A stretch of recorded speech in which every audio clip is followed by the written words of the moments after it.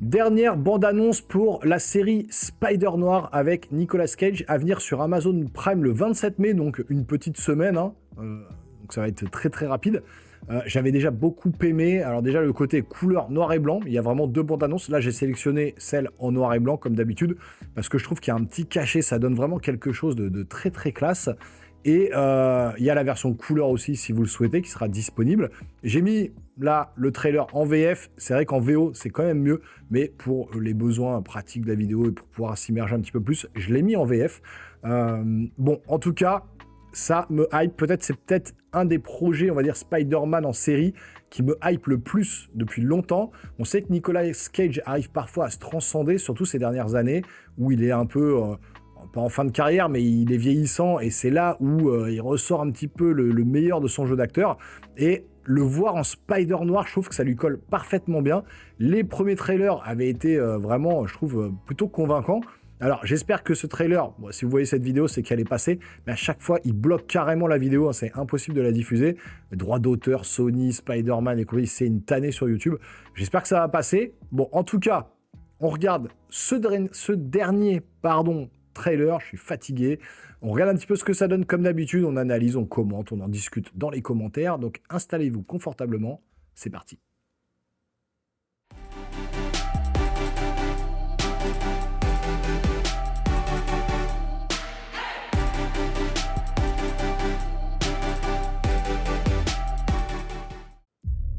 Allez, go.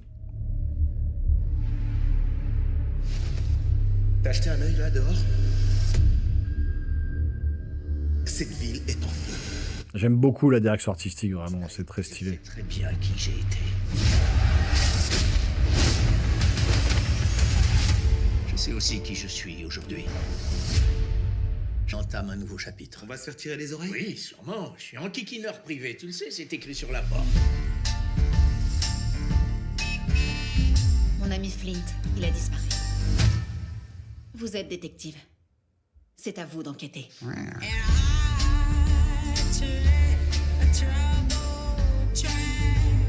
On va parler du fait qu'il s'est changé en un monstre de sable ou pas du tout?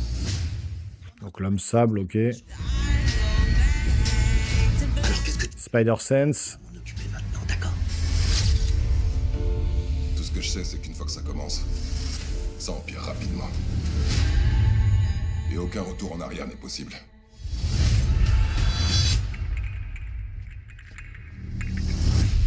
Le maire semble avoir oublié qui dirige cette ville. Donc tous les ennemis sont là, ok. Silverman a fait main basse sur toute la ville. Les monstres sont dans nos rues! Vous allez rester là sans rien faire?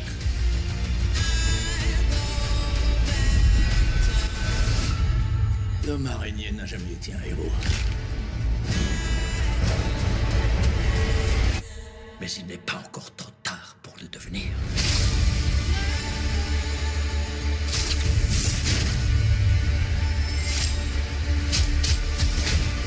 Tu crois que je veux me battre? Tu sais quoi? Tu te trompes. Ah, c'est plutôt bien fait. Après, Pouvoir. On n'a pas de responsabilité. ok, donc... Et en couleur, voilà. L'araignée est occupée.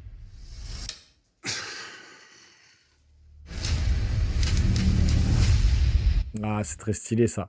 Alors, voilà, ça donne encore envie, hein. On a envie de voir la série. Moi, franchement, c'est une série qui me donne envie. Maintenant, pourquoi il a... On a l'impression qu'il a plus de pouvoir, ou qu'il les abandonne, qu'il doit les reprendre. Alors, on sait pas trop si c'est des flashbacks, parce qu'il dit je sais qui j'ai été. Voilà, donc il était Spider Noir.